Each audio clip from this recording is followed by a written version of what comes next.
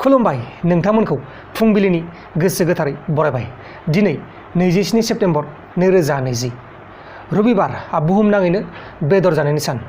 फैदो दिनैनि फुंबिलिनि माखासे फिसा गेदेर खौरांफोरखौ फारि फारि मिथिनानै लानि।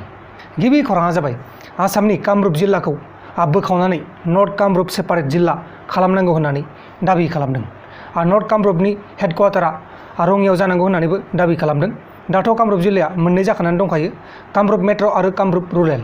आरो जुदि नर्थ कामरुपा जायोब्ला कामरुप जिल्लाया मोनथाम जासिगोन। मोनसेया जाहैबाय नर्थ कामरुप, मोनसेया जाहैबाय कामरुप मेट्र', मोनसेया जाहैबाय कामरुप रुरेल। लोगोसे जरहाट जिल्लानि जेबि कलेजनि फरायसाफोरा अनलाइन मैगं थाइगं अर्डार खालामनो हानाय एप्लिकेसन लन्च खालामदों। आरो बै एप्लिकेसननि मुङानो जाहैबाय ग्राहक एप। बे एपनि गेजेरजों 500टा रोखोमनि गुबुन गुबुन मैगं थाइगं बिहरनो हागोन होननानै बिथांमोना बुंदों। आरो बै एप्लिकेसनखौ गुगोल प्ले स्ट'रावबो मोनगोन होननानै बुंदों, नाथाय आं दासिमबो नागिरनानै मोनथ'नाय जायाखै। गाबोन नङाबा दाहायफोर मोनगोनबो जानो हागौ। नोंथांमोना नायनायबानो जाबाय मोनगोन ना मोना। गुबुन फारसेथिं धेमाजि जिल्लायाव ICAR इनस्टिट्युट मोननाय जाबाय। धेमाजि जिल्लानि दिरबाय सापरि गगामुगाव ICAR इनस्टिट्युटखौ गायसननाय जाबाय। ICAR माने Indian council of agriculture and research. Dhemaji जिल्लानि थाखाय जोबोर मोजां खौरां, बिथांमोना एग्रिकालचारनि इनस्टिट्युट मोननाय जाबाय। दानिया फैदो गुबुन खौराङाव। गुबुन खौराङा जाबाय थांनाय 9 सेप्तेम्बर खालि क'क्राझार जिल्लानि बिसमुरि ओनसोलाव प्रमिला नार्जारिखौ खास्रि बिस्रि सिखा गोबौजों बुथारनानै गालांनाय दायनिगिरिखौ क'क्राझार पुलिसा सासे हमनो हाबाय। दायनिगिरिया जाहैबाय क'क्राझार जिल्लानि रामफल बिलनि गणेश नार्जारि। 39 बोसोरनि नैबे नुबाय थानायानो जाहैबाय प्रमिला नार्जारिखौ बुथारग्रा गणेश नार्जारि। बिनि गुबै मुंखौ देबराज उर्फे गणेश नार्जारि होननानै फोसावनाय जादों। दायनिगिरिखौ 17 डेजनि गेजेराव हमनो हाबाय। मैयाहाय 26 सेप्तेम्बरनि बेलासियाव बे गणेश नार्जारिखौ क'क्राझार पुलिसा एरेस्ट खालामनो हादों। रिंखां ब्रह्मखौ जायबा बुथारदोंमोन बैखौबो हमनो हाबाय। आरो डक्टर राहुल बसुमतारिखौ जायबा बुथारदोंमोन बै दायनिगिरिखौथ' सिगांनो हमनो हाखाबाय। आरो मैयाहाय जायबा प्रमिला नार्जारि आब' बैखौ जायबा बुथारदोंमोन बैखौबो एरेस्ट खालामनो हाबाय। दा जों गासिखौबो हमनो हाजोब्बाय। दा बेनिखायनो जोंनि बे आसाम सरकार आरो पुलिस बिफाना थाबैनो बिसोर साथामखौ फासिनि साजा होनांगौ, नङा होमबा लोगोफोर?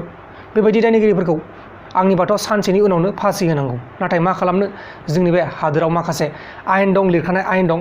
बैफोर आयेनखौ जोङो मानिनानै सोलिनांगोन, नङा होमबा लोगोफोर? नङाब्ला बोरै जानो? जोंनियाव आयेन दं, जों आयेनखौ मानिनानै सोलिथारनांगोन। लोगोसे हारियानानि सनिपात होननाय दरसे जायगायाव सासे 35 बोसोरनि सुबुंखौ खास्रि बिस्रि बुथारबाय। 4,000 रांनि बाखिखौ होनायनि थाखाय बे 35 बोसोरनि सुबुंखौ बुथारदों।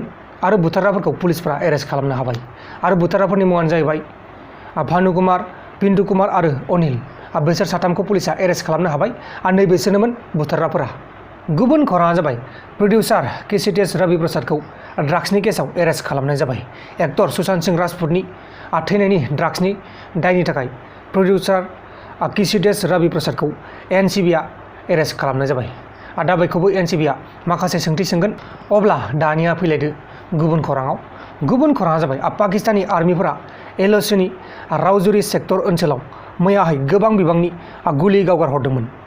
आरो बै खौरांखौ जम्मु एन्ड काश्मीरनि डिफेन्सनि स्पक्समेन बा बुंथिगिरि बिथाङा फोरमायदों।